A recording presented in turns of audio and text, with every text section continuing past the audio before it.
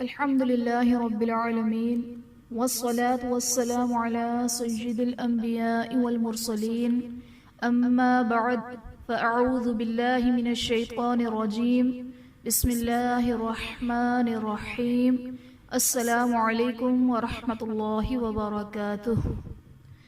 آج ہم انشاءاللہ عز وجل سورۃ التکاثر مکیہ کی تلاوت کریں گے اور انشاءاللہ اس کے قواعد سیکھیں گے۔ آئیے سبق شروع کرتے ہیں۔ اعوذ باللہ من الشیطان الرجیم، بسم اللہ الرحمن الرحیم۔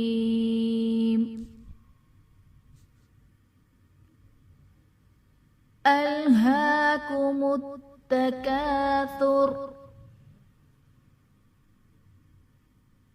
حتی زرتم المقابر۔ زرتم میں را ساکن سے پہلے حرف پر پیش ہے تو را کو پر پڑھا جائے گا۔ مقابر میں قاف حرف مستعلیہ ہے، پر پڑھا جائے گا۔ الف سے پہلے زبر ہے، الف مدہ کا قاعدہ ہے۔ مقابر میں وقف کی صورت میں را ساکن ہو جائے گا، را ساکن سے پہلے زیر اصلی ہے تو یہاں پر را کو ہم باریک پڑھیں گے۔ کلا سوف تعلمون۔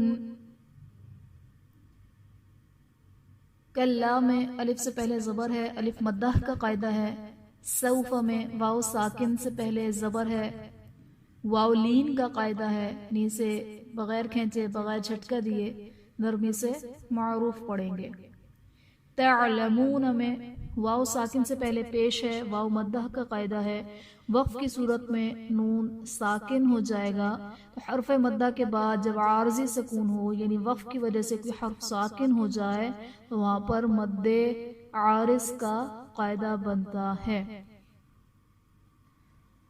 ثم کلا سوف تعلمون۔ ثم میں میم مشدد ہے، یہاں پر غنہ کر کے پڑھیں گے۔ کلا میں الف سے پہلے زبر ہے، الف مدہ کا قاعدہ ہے۔ سوف میں واو ساکن سے پہلے حرف پر زبر ہے تو یہاں پر واو لین کا قاعدہ ہے۔ تعلمون میں واو ساکن سے پہلے پیش ہے، واو مدہ کا قاعدہ، اور وقف کی صورت میں نون کو ساکن کر دیں گے یعنی عارضی سکون ہوگا۔ حرف مدہ کے بعد اگر عارضی سکون ہو تو وہاں پر مد عارض کا قاعدہ بنتا ہے۔ کلا لو تعلمون علم الیقین۔ کلا میں الف سے پہلے زبر ہے، الف مدہ کا قاعدہ ہے۔ لو میں واو ساکن ہے، اس سے پہلے زبر ہے، واو لین کا قاعدہ ہے تو یہاں پر ہم نے بغیر کھینچے بغیر جھٹکا دیے نرمی سے معروف پڑھنا ہے۔ لو کھینچنا نہیں ہے بلکہ نرمی سے پڑھنا ہے، لو۔ تعلمون میں واو ساکن سے پہلے حرف پر پیش ہے، یہاں پر واو مدہ کا قاعدہ ہے۔ علم الیقین میں یا ساکن سے پہلے زیر ہے، یا مدہ کا قاعدہ ہے، اور حرف مدہ کے بعد عارضی سکون یعنی وقف کی وجہ سے کوئی حرف ہم ساکن کرتے ہیں تو وہاں پر مد عارض کا قاعدہ بنتا ہے۔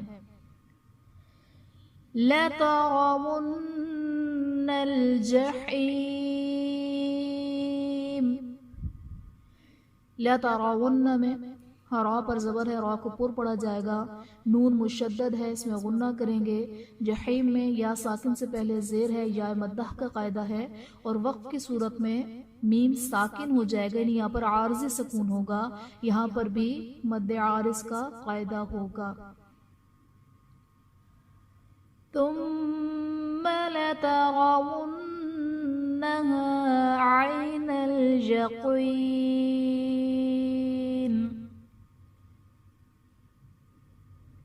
ثم میں میم مشدد ہے، یہاں پر غنہ کر کے پڑھیں گے۔ لترونها میں را پر زبر ہے، را کو پر پڑھا جائے گا، نون مشدد ہے، یہاں پر غنہ کر کے پڑھیں گے۔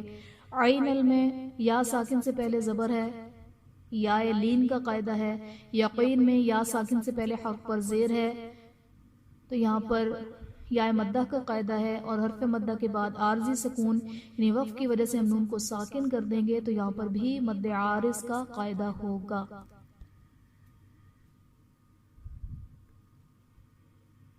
ثم لتسألن يومئذ عن النعيم۔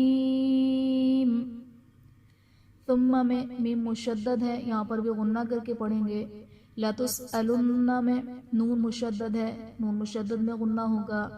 یومئذ میں واو ساکن سے پہلے حرف پر زبر ہے، واولین کا قاعدہ ہے، یہاں پر نرمی سے ادائیگی ہوگی۔ یومئذ میں ذال کے نیچے دو زیر کی تنوین ہے، تنوین کے بعد حروف حلقی میں سے عین ہے تو یہاں پر اظہار کا قاعدہ ہوگا، یعنی تنوین میں ہم غنہ کر کے نہیں پڑھیں گے۔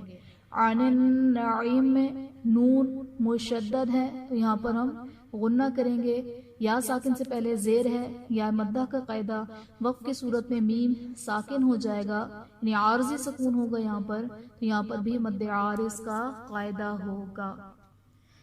بسم اللہ الرحمن الرحیم۔ الہاکم التکاثر حتی زرتم المقابر کلا سوف تعلمون ثم كلا سوف تعلمون كلا لو تعلمون علم اليقين لترون الجحيم ثم لترونها عين اليقين ثم لتسألن يومئذ عن النعيم۔